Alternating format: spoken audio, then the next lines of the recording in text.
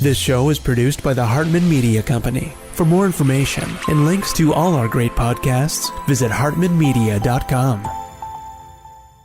My name is Brandon Cook. This is my fourth Meet the Masters seminar. All these markets that Jason and his network endorses are great markets. We're getting better, higher rents. Prices are going up right now, but with financing terms as good as they are, there's still real great deals, and all have been through Jason's network.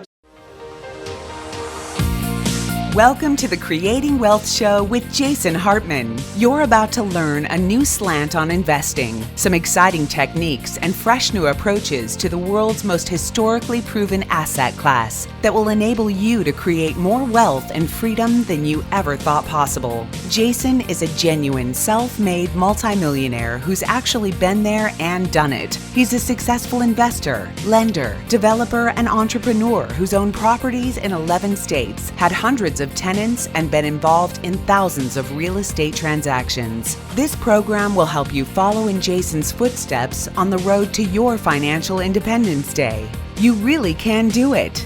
And now, here's your host, Jason Hartman, with the complete solution for real estate investors.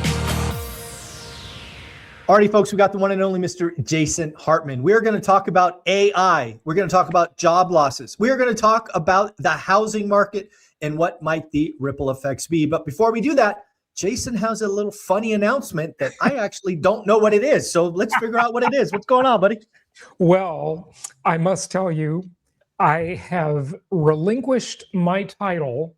I had to. About 4 days ago, I have to relinquish my title that I held for almost 2 years as the richest homeless man in the world. Oh, no. I am no longer the richest homeless man in the world. Not because I got poor, it's because I got a house. Nice. So you found something in the Scottsdale area, or did you land somewhere else? Yeah. So it's amazing, Michael. I mean, moving is such a nightmare. Everybody hates it. It's like universally hated, right? And I moved partially out of storage, and I literally had 400% more than the stuff I actually moved, right? That still in storage. Understood. And, I have really struggled with this whole idea. I've kind of studied it of minimalism. I just can't even come close. Every time I move, and I'm sure other people feel this way, that's why I'm sharing this story. Right. I feel like I have so much junk. Like, what do I need all this stuff for? It would be so nice to have a lighter weight life. And for almost 2 years, I've done the kind of like nomad thing a little bit here and there over the years, but I really did it this time for almost 2 years. I sold my house in Palm Beach 1 year and 10 months ago. Oh, wow. So I have been kind of roaming around. I went around the world twice. I did some slow travel. I spent much more time in places than, I've traveled extensively before this, and I only hit a few new countries. Actually, I'm up to 99 is my country count now. Uniques, but some of them I've been many times over. And I couldn't believe I accomplished living out of a suitcase and a backpack that whole time. It can happen. It can happen. Well, the lesson is how little we actually need. Right. And there were so many lessons from that, but just another one of them that amazed me, and I think people should really appreciate this. You got to appreciate and be grateful for your ancestors, because they made this incredible world for us, and especially our capitalist ancestors. And here's what I want to share that so has amazed me over the last 2 years. Now, I have money and resources, of course, right? Everybody listening does too, right? But I can't believe it how I could just show up in a foreign country and pull out my phone when the wheels hit the tarmac and book a hotel. And they got everything I need there. They've got food, they've got drinks, they've got fresh bedding and cleaning services and anything I want, transportation services. It's all just on demand. Capitalism is so freaking efficient at distributing resources to where they're needed. And what I also learned from that extensive travel this time is that the less capitalistic the country, the more inefficient it is for sure. Resources, yes. right? But the more capitalistic it is, the more it distributes resources just really well, really quickly, really efficiently, and really inexpensively. It's just kind of an amazing world that, anywhere you go, as long as you have a few bucks, everything's taken care of. All your needs are met everywhere you go. Yeah. One of the things, I hope all the listeners get to do, when it's right for them is travel the world. A lot of folks, never leave the city or state they're in, but you don't really appreciate you have until you see the rest of the world. Oh, yeah. And, that's something I wish, everyone gets. Well, congratulations on getting your home. Congrats on not being homeless. We may talk about lessons from that in another episode, but I want to jump into AI. One more thing I want to say about the minimalism thing on that thread. Okay. So some of these minimalists, literally they were doing this challenge that I read about. And the challenge was this: can you only own 100 things? Oh, I've heard of this. Yes. Yeah. I mean, I don't know how you could possibly live with 100 things only. I mean, I have thousands of things. As I'm unpacking, I'm like, I forgot I owned this. I forgot I owned that, and it's, and I've still got a lot more in storage right, that I haven't seen for 2 years. So it's really just kind of an amazing revelation. It really is. I just wanted to share that. Yeah, that's funny. And your audience is the first person to hear I gave up the title. Very, very cool. Well, let's jump into AI because I think there's a lot of people out there that think AI is going to be this utopian world where suddenly money doesn't mean anything. We've heard Elon Musk say things like that. We've heard about deflation, right? The cost of a car being, pennies or dollars. It's just all of these things. But I think most people's initial concern is it's going to come out and just wreck the job market. We even had Fed President Christopher Waller this morning say that it's really easy to understand the jobs that AI will replace and replace quickly, but it's hard, at least currently, to see what jobs AI will create. So when you think about AI step one, do you see it as a job destroyer or a job creator? I think overall it's a wealth creator, and that's more important than it being a job creator. Well, let me poke at that. Because again, right. I think it's easy to say that when you look in total, but I think the greatest fear of AI, at least in my perspective around wealth, is it will be concentrated in the tippity top of the sphere, right? So the oligarchs of the world will become trillionaires and the rest of us mere mortals will suffer. So I agree with you. In total, it'll be wealth creator, but I don't think it'll be dispersed anywhere close to evenly. Here's where I disagree with that. I think you're right. The oligarchs will become multi-trillionaires. Like Elon, if Elon lives his full natural life, which God, I hope he does. I hope he lives longer. He's so brilliant, right? He's just contributing incredible things to humanity. He will be a multi-trillionaire. With Mars and moon and everything. He could be there as soon as SpaceX pops. I mean, he could be. The funny thing is, I had a dream last night. You just made me remember it. You usually forget your dreams. And my dream last night is that the moon base opened and it was called Moonbase X. Elon loves the letter X for some reason. Yeah. I would put money on that. That's probably a pretty good bet. Mars Base X. Yeah. There you go. So I do believe the wealth gap will increase, and it has increased dramatically. But that doesn't mean that the people at the lower end of the spectrum are worse off. They're better off. No, the gap can be bigger, but the people at the bottom can still be pulled up more. Okay, but the gap can be bigger because we will see untold amounts of wealth created from this revolution. So it's So to put some numbers on that, just to make sure I'm hearing you correctly. If we assume the wealthy is 2 today and the poor is 1, we could see the wealthy go to 16, so they go up 8x, where the poor, go to 3, so they go up 300%. So everybody's better off, but the gap is also wider. So both things can be true at the same time. Absolutely. Okay. There's the old saying of the rising tide raises all the ships, and I think it mostly does. Okay. I mean, look, as I always say on my podcast and my YouTube channel, you must watch old movies. Watch old TV shows. You've said that before. Read old books and listen to old music. Just watch a movie from I was recently watching some black and white movie from the 40s, I think.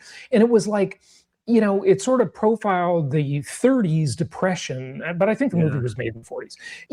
The way people lived, like hopping on train cars, and the idea of a hobo or a bum.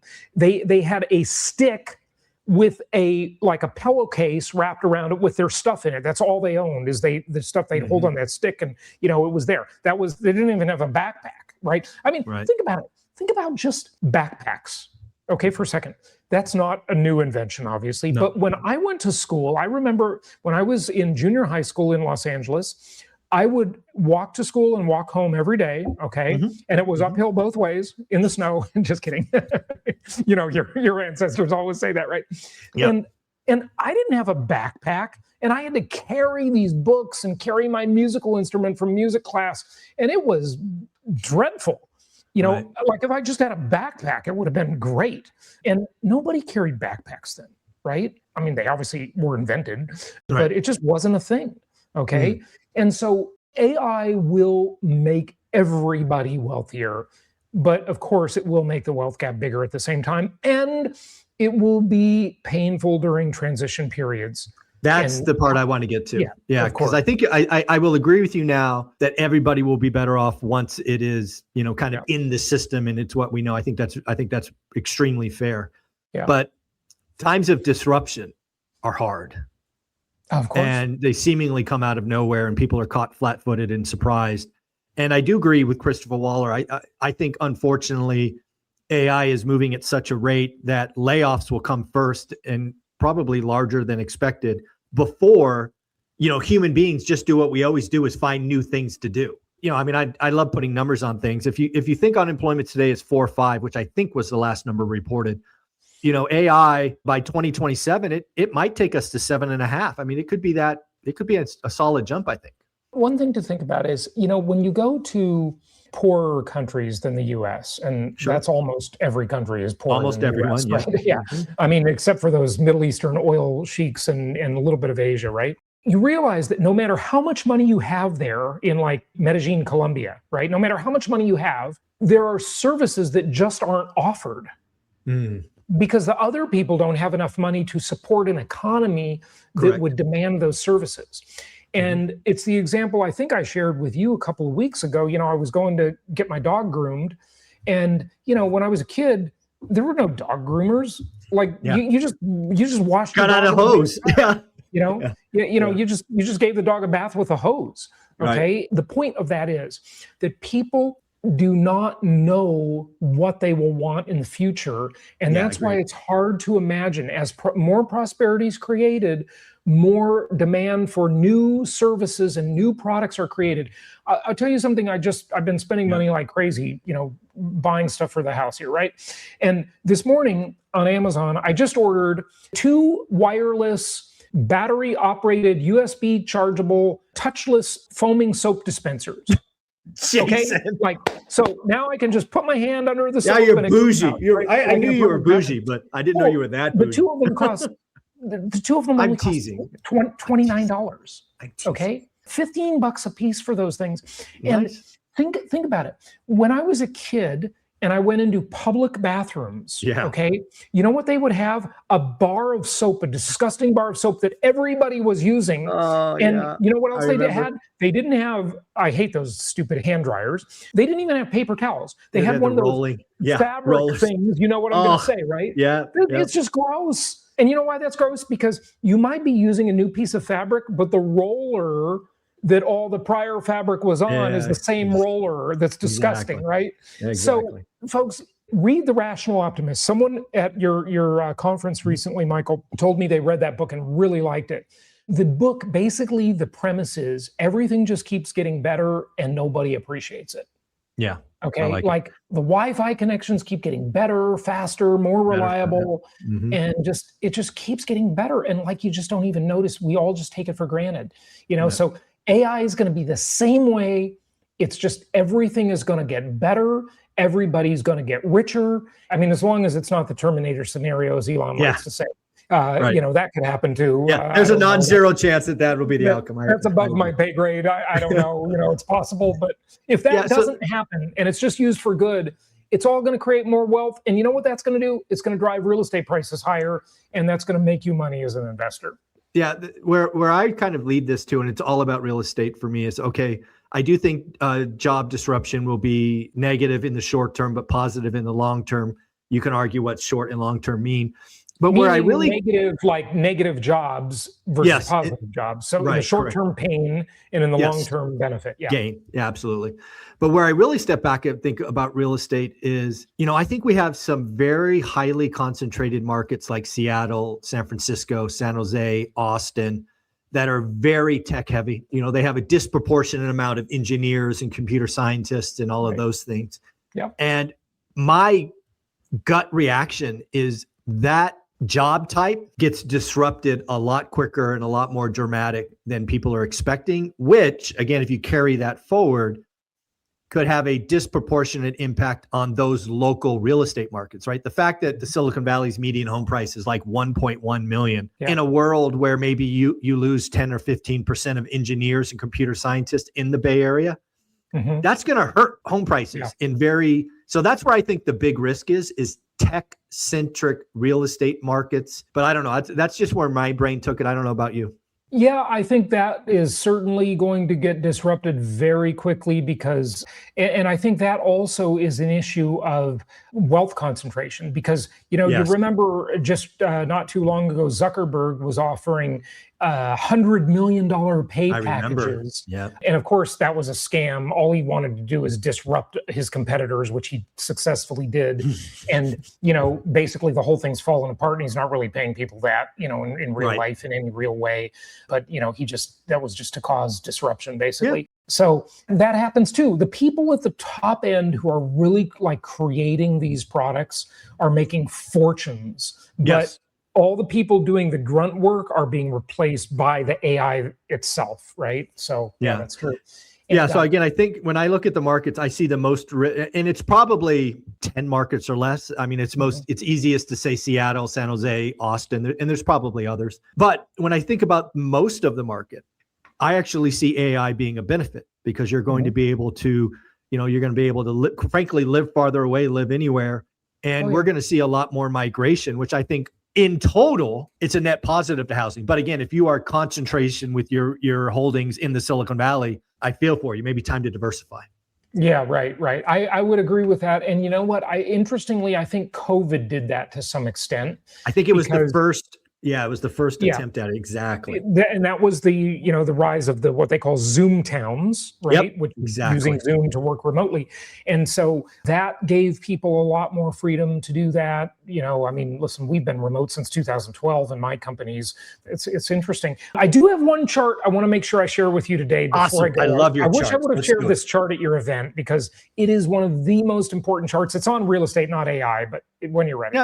Yeah, let's do it. Share it. And again, folks, as Jason's bringing this up, I do want to give Jason a special shout out on camera. Over 100 of you wanted me to say thank you to Jason because he was the big name that stuck around for both days of our event. So my audience, my community saw it. They recognized it. And Jason, they wanted to say thank you very much. So appreciate that. Well, that's wonderful to hear. And I'm glad that my content was valuable to your audience. You got a great group of people there. Great community, Michael. Yep. And the slide is up. This is mind-blowing. I mean, it's the same stuff we've been speaking to all along, but here it is in a chart. If you look at the Great Recession, okay, and I hope you can see my mouse here. And remember, housing inventory depends on what study you're using, okay? So, we all know that. It's, whether you're using NAR or Altos or whatever, right? It all depends. But in this version, this data is 4 million during the Great Recession, okay? 4 million active listings, yep. Yeah, that's a lot, okay? The population at the time, 301 million in 2007, okay? Yep. And then we see what happened to inventory and we see what happened to the population. So would you call both of those trends? Would that be a trend? Yeah. Inventory is down and population is up. I mean, this gap, okay, here, this spread is everybody's opportunity who's listening to or watching this, okay? Right. Housing inventory is extremely low and population is dramatically higher. I mean, we've added 39 million people since the Great Recession. And yeah. Let me say that another way. So we're up roughly 13% population, and we're down 75% in inventory. yeah, That's wild. great way to look at it. Yeah. This is what's going on, and it's not getting any better, right? The population is going to be increasing. And oh, by the way, we're seeing, housing starts fall and permits fall. And yeah, I think that is the opportunity. This is a huge opportunity, folks. All of you listening and watching this are the same people I was referring to when I talked about my travels. You are the capitalists who can help distribute these resources to people who need housing. Let them rent this housing from you. Yeah. Buy some more rentals so you can serve this needy population, right? They do need to be served. So Empowered Investor Live, our annual conference coming up in May in Irvine, California. Go to empoweredinvestorlive.com. And one of our keynote speakers is none other than Michael Zuber, who, by the way, Michael, I got to say, at your event, you didn't say much. Nope. You just let everybody else talk. Well, at my event, you're going to talk. I like it. Because you're going to have the stage all to yourself, okay? I appreciate that. I appreciate the opportunity. Jason, you're amazing. Thanks for coming out. Look forward to having you back next year. All right. Happy investing.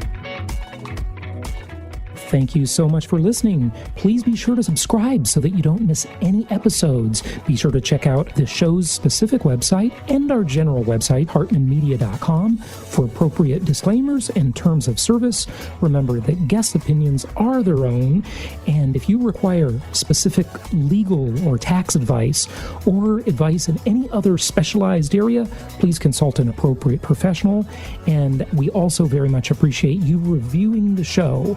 Please go to iTunes or Stitcher Radio or whatever platform you're using and write a review for the show. We would very much appreciate that. And be sure to make it official and subscribe so you do not miss any episodes. We look forward to seeing you on the next episode.